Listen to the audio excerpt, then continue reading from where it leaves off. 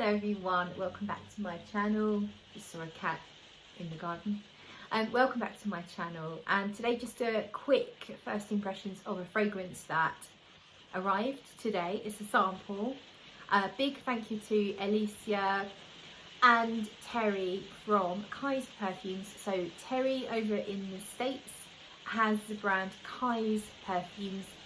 They do a lot of gourmand perfumes. I wouldn't say they're all gourmand, but the majority are, and I've talked about them before in the past on my channel, some of the perfumes.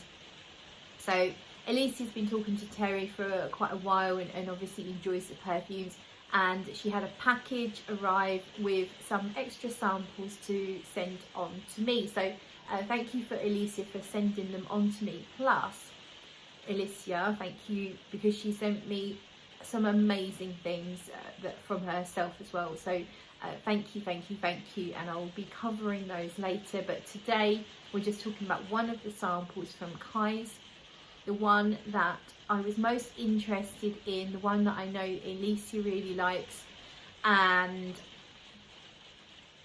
what else?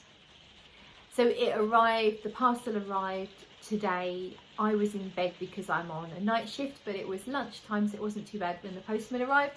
And what a beautiful parcel, and I immediately got stuck in and sprayed quite a few things on my hands and arms, and one of them was this sample, the Glacé à la Fleur d'Oranger, and that was up here. I have showered and I think it's gone. So we have clean skin, and I'm going to start again. So we're going to spray a Fleur d'Oranger, and we'll spray it here, a couple of sprays there, and I'll tell you how the opening goes. To me it smells like there's quite a fair amount of neroli in here. Neroli's not listed, orange blossom is. I would say there's probably both. Of course, the both oils come from the same flower, they're just extracted slightly differently. Neroli can often give off some bitter and green tones, as well as being orangey. I always describe it as smelling a little bit like stinging nettles. That's how real neroli smells to me. If I smell it in oil form, it smells a bit like stinging nettles. So you can imagine that kind of bitter green smell of stinging nettles. But you can also smell a little bit of this orange flower, this orangey floral scent, but it is quite bitter to start with, not unpleasant bitter, just how, if you like neroli, you'll have no problem with it. But if you are already a Kyse fan, you might find this is not as sweet as you expect, because a lot of the Kyse perfumes are very sweet, very heavy with vanilla and other sweet notes. This does have those things in it, but they're subdued very much and held back, which I actually really like. So this is the kind of perfume I like, because it's more of a perfume, it's more floral with more of a touch of gourmand, not a heavy dose of tooth-achingly sweet cakeness. So I like that. That's why I'm talking about it, because I really like the balance here. You can just get an undertone, a tiny hint of the sweetness that is to come. But at the beginning, it is very much orange blossom, neroli combination. So bitter, orange, floral, stinging nettle kind of scent. And then over time, and no, you don't have to wait too long. I noticed sort of within 20 minutes or so, well, I went back to bed with it on my arm, and I started to notice a little bit of like a powdery vanilla coming through, almost like an iris and vanilla combination, but not in any kind of heavy way whatsoever. Very subtle, just started to creep through, and I really enjoyed it.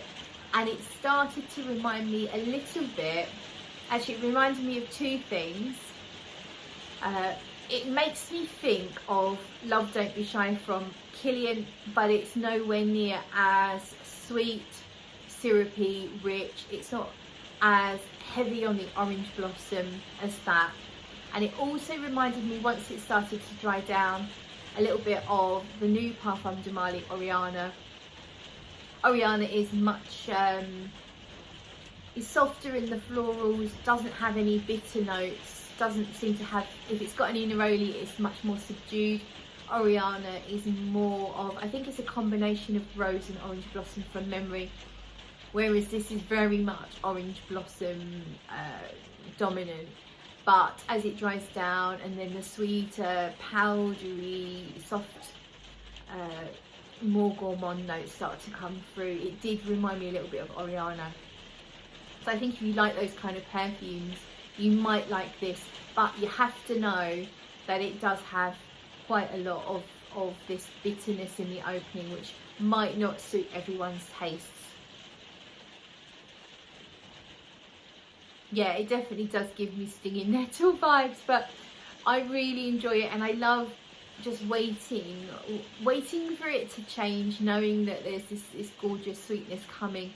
But to start with, it's very natural smelling, and I like that. I don't pick up on any of those notes, those scratchy, dry, woodsy type notes that get on my nerves. I've never got those from any of the Kyse perfumes, so that's always a bonus for me.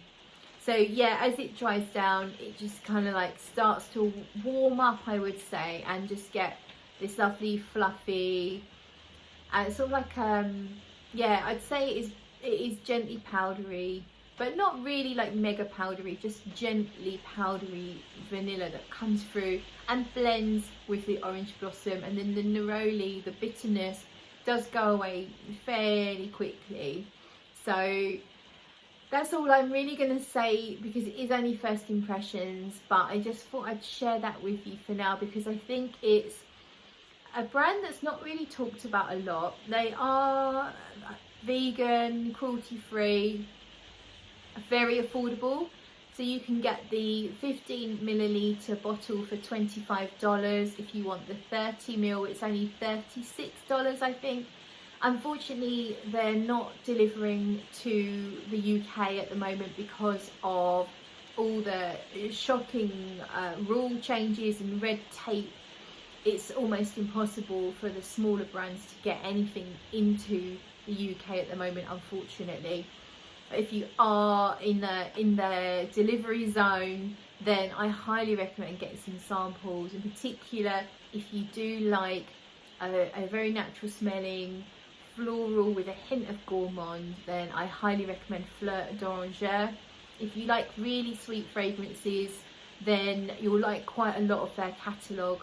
A jasmine macaron, which is a sort of almond, slightly floral, very vanillic. The cocoa a la vanilla is a gorgeous sort of beachy coconut vanilla scent, very rich. I got quite a few compliments wearing that all in one go, in one shot, from about 4 different ladies. So it's very much a people pleasing fragrance. But a lot of their fragrances have lots of vanilla. I think she uses quite a lot of natural vanilla, which is nice. So I highly recommend checking them out. And for me, I'm really kind of excited to get to know Fleur d'Oranger, or Glacé à la Fleur d'Oranger, in more depth. And I would like to at some point do a side-by-side with this and Oriana, just to see. I'm not saying that they are a dupe for one another, absolutely not, but they have some similar qualities. And I think if you like the sound of Oriana, but your bank balance is telling you that you can't do that, then you could potentially try this instead and get some similar effect. The overall, oh yeah, because the sweetness is just coming through stronger now, so I'm just getting more sweetness now. So this is a 10-minute video, and I would say the sweetness has intensified quite a lot during that time. It's a beautiful development on here. It's subtle, but it's not flat. So you can smell that it's changing on your skin. but it's gentle, so love that. Thank you so much for watching, and I will see you in another video, I hope.